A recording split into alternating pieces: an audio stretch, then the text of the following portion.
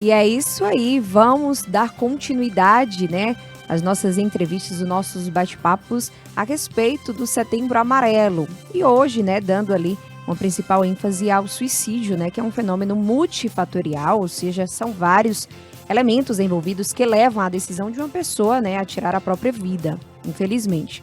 E por essa razão é preciso ali uma articulação de vários setores, de vários saberes, instituições, ações, né, para que ações, medidas de prevenções sejam ali bem-sucedidas para que as pessoas que pretendem saiam, tirem nessa decisão das suas vidas.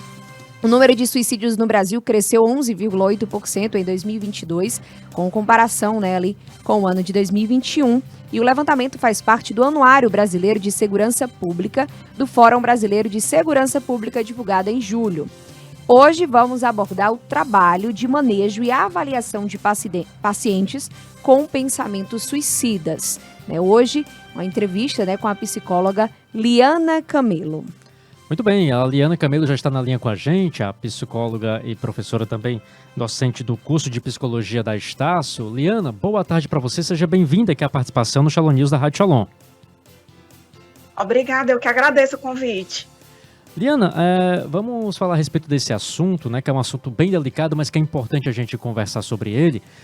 Como é que é feito o acolhimento do psicólogo, da psicóloga, para as pessoas com esse tipo de comportamento, né, que tem esse tipo de pensamentos? Quando alguém chega para a gente informando que está com ideação suicida, a primeira coisa que a gente faz é escutar. Né? Porque assim, quando alguém fala, eu penso em me matar, o que é que normalmente as pessoas do senso comum fazem? Não pensei isso não, tua vida é tão boa, vamos aqui, vamos para a igreja, ou, né, o diálogo vai muito nesse sentido, e aí você acaba não validando aquilo que a pessoa está sentindo. Então, quando isso chega no consultório, a primeira indicação é escutar, entender por que é que ele está se sentindo assim, dar palavras a essa emoção. Perfeito. Quais são os estágios de comportamento, né, que o paciente ali apresenta? Quais seriam ali os primeiros estágios, os primeiros fatores que levariam até mesmo o comportamento, né, ali de uma criança, de um jovem, de um adolescente, de um adulto, que levam ali a ter esta apresentação de um possível suicídio? Eu não sei se eu posso falar em estágios, mas assim, comportamentos que é interessante a gente ter ali alguma atenção. Então, se a pessoa ela tem uma visão muito pessimista de si, ou do outro, ou do mundo, tem uma tendência a se isolar, ou então está com um comportamento diferente, mais irritado, né? Acho que esses são os principais comportamentos que é interessante a gente ter um pouquinho mais de atenção. Perfeito. Liana, por exemplo, na sua linha de trabalho, há um gênero que há mais atendimento? Porque eu estava olhando uns dados aqui que o público feminino é o público que mais tem esse tipo de pensamentos, né? Esse tipo de ações, comportamentos. Isso é verdade mesmo? É verídico? O público feminino é que apresenta um maior índice assim, de pacientes com pensamentos suicidas? Eu não sei se eu consigo te falar esse dado com toda certeza. Agora sim, quem falando tem assim, mais índice assim, de sucesso... falando assim da sua experiência, Quem tem mais sucesso no suicídio são os homens. Certo. Porque assim, os homens, eles, pelo aspecto social mesmo, eles têm uma dificuldade maior de falar sobre as emoções. Né? E as mulheres têm maior facilidade em expor sentimentos e falar sobre emoções, dizer o que sente, compartilhar o que está acontecendo com as pessoas de confiança é um fator que é protetor para o suicídio. Certo. E o homem, né, na nossa sociedade tem aquela concepção de que o homem tem que ser forte. Eu não posso falar sobre tristeza, o homem não pode chorar. E aí isso acaba fazendo com que a pessoa se isole e essas ideias negativas a respeito de si, do outro e do mundo acabam tomando outra dimensão. O que é só um pensamento acaba virando uma realidade absoluta e muitas vezes o que faz a pessoa ir às vias de fato e cometer o suicídio não é nem a vontade de morrer, né? É o desejo de acabar com o sofrimento. Sim. que estava tão intenso que ele não consegue mais lidar. Perfeito. Quais seriam ali os fatores, né, das pessoas que estão ao redor mesmo ao sinalizarem estes comportamentos que você situou, quais seriam ali as medidas mais necessárias para que essas pessoas que estão ao redor, vindo aquele comportamento diferente, aquele comportamento mais expressivo voltado para estes pensamentos suicidas, quais seriam as ações aí relevantes para este público? Assim, se um parente chega falando sobre suicídio, deixa falar, pergunta o que é que ele está sentindo, por que é que ele está pensando isso, porque só o fato de falar já alivia essa angústia ruim, mais imediata. E assim, depois encaminha para atendimento especializado. Uma pessoa que chega falando isso, não encare como uma besteira, né? Procure ajuda, indique, leve ele para o psicólogo ou no postinho de saúde, procura uma equipe de saúde da família para poder receber o tratamento adequado, porque não é besteira, né? É uma coisa que precisa ser olhada com cuidado e precisa de um tratamento adequado. Não é uma coisa que só manter uma conversa ali entre os membros da família vai resolver. Então, precisa sim procurar um profissional de saúde para poder dar continuidade no tratamento. Porque se ele já está falando em suicídio, é porque já passa, o negócio já está grave. Então, Liana, então que a própria família então, ela pode ter essa iniciativa, né? Ela pode tomar a frente do paciente. Por exemplo, eu tenho um irmão que está falando para mim esse tipo de assunto, né? Está querendo fazer esse tipo de ato. Então, a própria família ou algum parente pode ser ativo, procurar uma ajuda profissional, né? Um psicólogo, por exemplo, para fazer essa avaliação, esse manejo, né? Esse trabalho, né? Isso, é conversar com o parente, dizer, olha, eu entendo que você está sentindo e eu acho que você precisa de ajuda, né? Vamos aqui procurar junto pessoas que são da área de saúde, que têm condição de dar esse suporte para você. Se você precisar, eu lhe levo, mas tentar convencer a pessoa de que isso é sério e que tem tratamento e tem jeito, né? Os casos de suicídio têm aí crescido de forma drástica, né?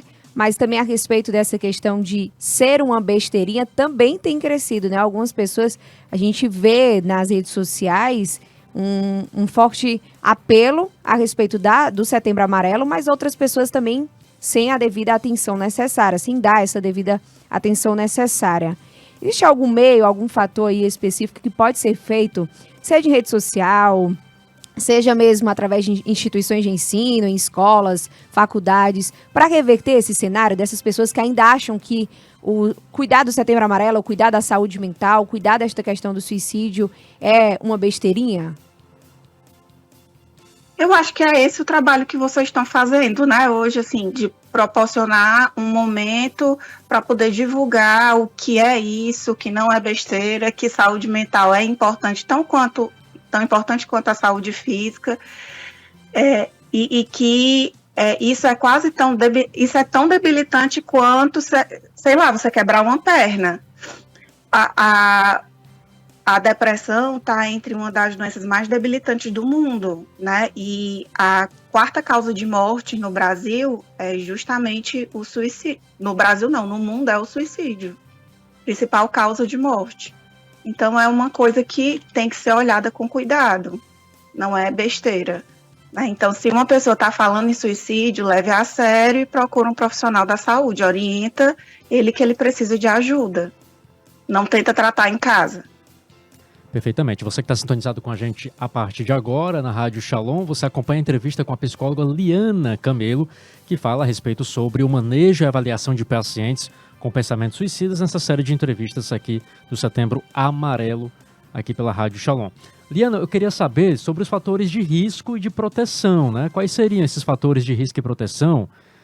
Por exemplo, a proteção justamente para evitar, né? E os fatores de risco, né?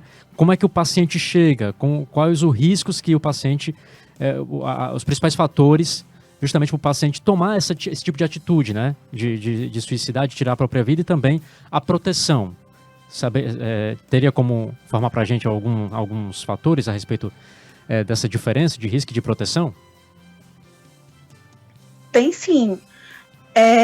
Assim, questões do contexto, por exemplo, a perda de um parente mais próximo, ou então um ambiente familiar mais conflituoso, traumas emocionais, problemas financeiros, né? De repente a pessoa perdeu o emprego, não estava ali esperando, dificuldade em acesso à saúde, ou uma doença crônica, e a presença de outros transtornos, como depressão, transtorno bipolar, transtorno de personalidade e esquizofrenia, são fatores de risco para o suicídio, né, que pode levar a isso. E os fatores de proteção são as práticas de autocuidado. Se você pratica atividade física, se você tem momentos de lazer, se tira ali um tempinho para se cuidar da saúde, da sua saúde física e mental, se você tem amigos, tudo isso são fatores de proteção que vão blindar aqui tua saúde mental para a questão do suicídio. Que seriam, no caso, fatores também para reverter essa situação, né? Essa decisão de tirar contra a própria vida, né? Esse caso de, além das fisioterapias, além das psicoterapias, essa questão também de ações, atividades físicas. Elas são atividades que elas promovem a liberação de substâncias que levam a gente a uma sensação de bem-estar, né? Então, tudo ajuda. Você vai juntando um pouquinho aqui, um pouquinho acolá, e junto com o tratamento especializado na saúde, né, a gente vai identificar quais são os gatilhos, o que é que leva a pessoa a ter esse pensamento, né, em que contexto isso acontece, quais são as crenças que ela tem a respeito de si, que são negativas, o que é que a gente pode trabalhar em cima disso, né? O que é que ele pensa a respeito do outro. Então, foi assim, é um trabalho todo integrado, entende? Tá certo. Liana, então, pronto, eu já ia fazer uma pergunta a respeito da prevenção, né, do paciente. Quais são as estratégias que devem ser tomadas? Aí você já adiantou, por exemplo, a prática de atividade física, uma outra atividade que faça que a pessoa fique ativa e acabe com esses pensamentos em cima de uma atividade física. São algumas formas de prevenção para o paciente?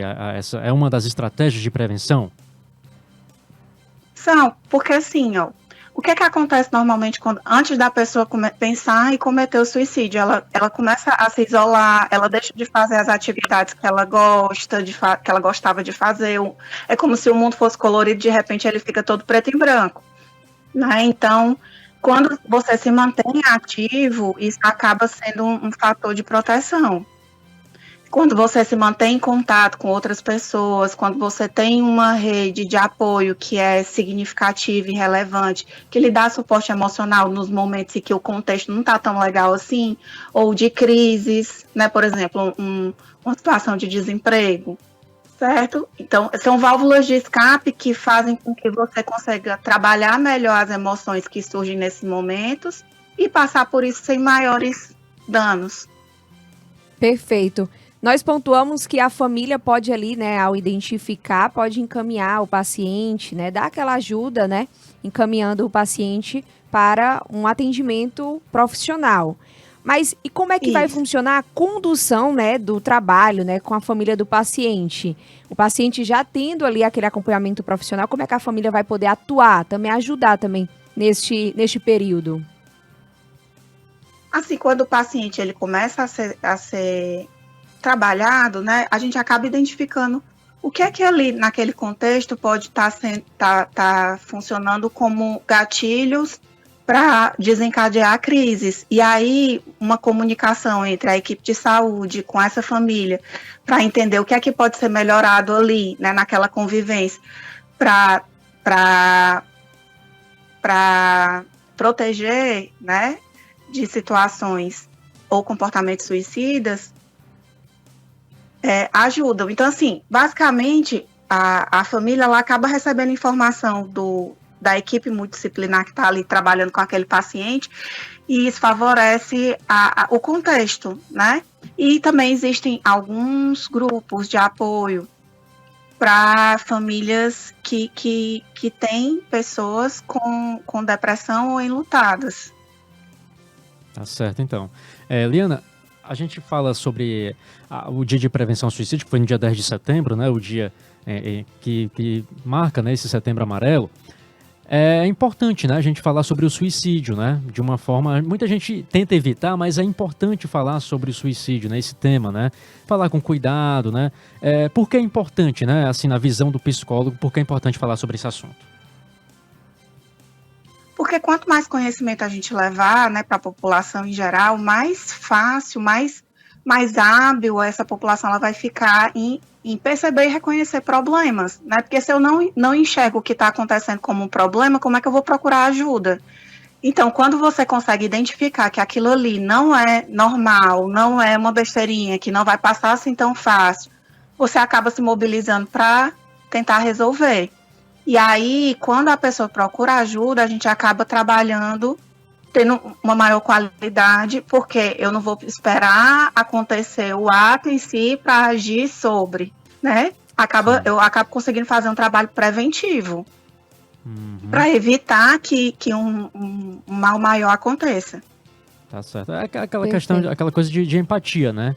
Com a pessoa, né? Então é importante, que é um sentimento de empatia que acho que é importante, né? Hoje em dia, a população, né? A própria família, ter com aquele parente, com o profissional também, ter com o paciente essa empatia, né? Então, né?